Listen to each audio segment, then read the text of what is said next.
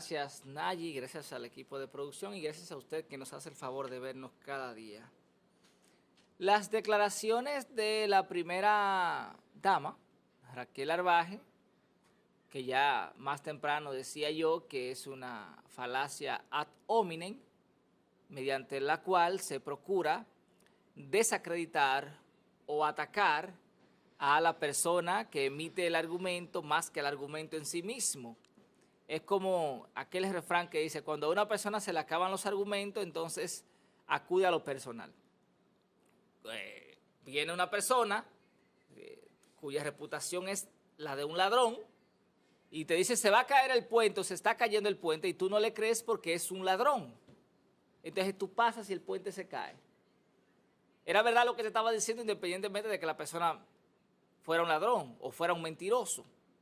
Por eso hablaba de la tabla de verdad, o la tabla de los valores de verdad, que no es condición suficiente que una gente sea mentiroso para que lo que diga sea mentira.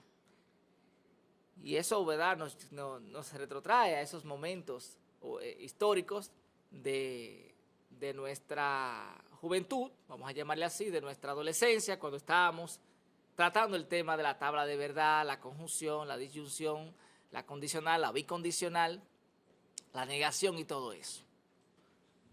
Es un ejercicio importante que podemos hacer en el día de hoy. En función de eso, yo acabo de enviar 2 fotografías, muchachos, de Elías Polanco, para que ustedes vean la línea del gobierno y de sus tumbapolvos. Miren esto que publica Elías esta mañana. Elías Polanco, un amigo que yo tengo en Tenares, pero que cobraba una botella, ¿verdad?, de 120,000 pesos en el Ministerio de Educación como encargado regional de comunicaciones. Botella. Eso no es una botella, después Dios. Un botellón.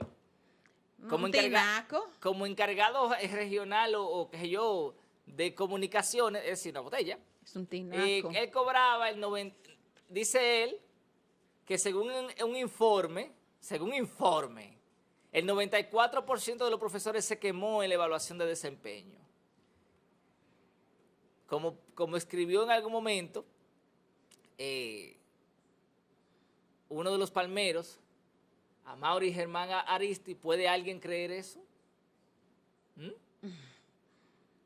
¿Puede alguien creer eso? Que el 94% de los maestros se quemó. Es decir, este señor lo que está es queriendo congraciarse con la línea discursiva del gobierno. Y ponme la otra foto, José. Porque este país tenemos que despertarlo. Y yo me sumo a lo que está haciendo los foques. ¿Verdad? Para muchos profesores, dice Elías Polanco, hace una hora, más o menos, según informes, la evaluación de desempeño ha sido un fracaso. Entren para acá.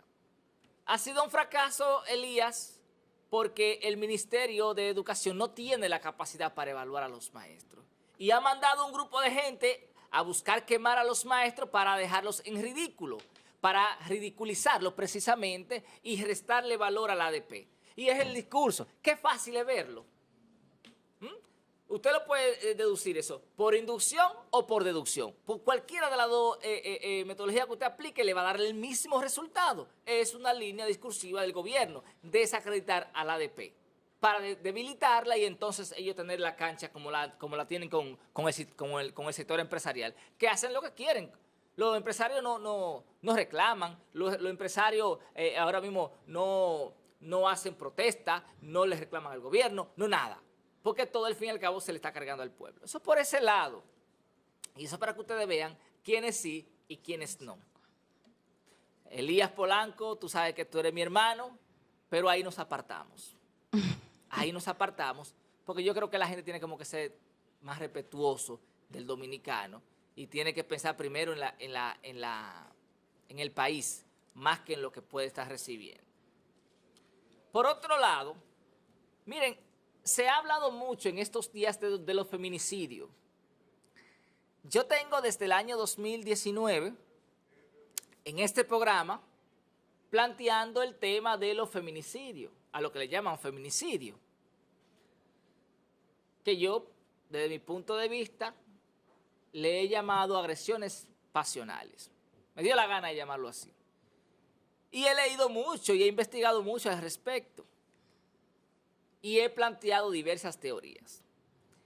Y dentro de la formación que tenemos, hemos hecho un levantamiento en una unidad de violencia de género para entender el sistema. Para usted poder entender las cosas tiene que estudiarla. Y de acuerdo a algunos métodos de la Escuela Sociológica de Chicago, la famosa Escuela de Chicago, es bueno ir a interactuar en el entorno para entonces aprender, formar parte del entorno. Bueno, pues nosotros nos fuimos un mes y nos quedamos en una unidad de violencia de género, específicamente la de San Francisco de Macorís, entendiendo, viendo el procedimiento, conociendo, escuchando y levantando información y aplicando herramientas científicas de aplicación, aplicando para determinar qué es lo que buscamos ahí.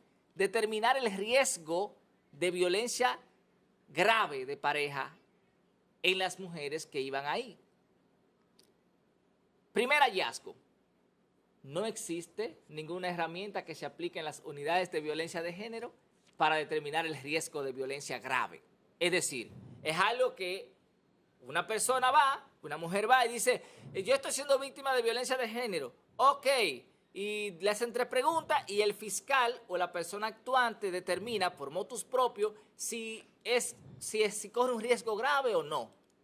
No se basa en un instrumento científico, pero debo decir que el personal de la unidad de violencia de género hace un trabajo maravilloso, un trabajo excepcional pese a no tener las herramientas. ¿Por qué ellos no tienen esas herramientas? Porque no se la han mandado a aplicar, porque eso tiene que venir mediante un protocolo que lo establezca la Procuraduría General de la República, que es la que controla las unidades de violencia de género. Para poder ellos aplicarlo, tiene que venir como un protocolo nacional. Pero Jenny no tiene eso, Jenny está en usar zapato alto para verse grande. ¿Se dieron cuenta? ¿No se habían dado cuenta? Jenny está muy preocupada en usar zapatos altos para verse grande.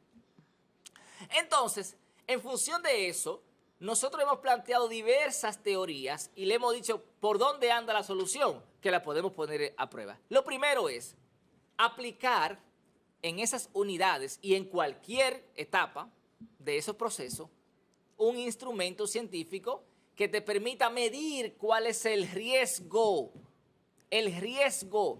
por el que está pasando la víctima en ese momento, mediante un protocolo.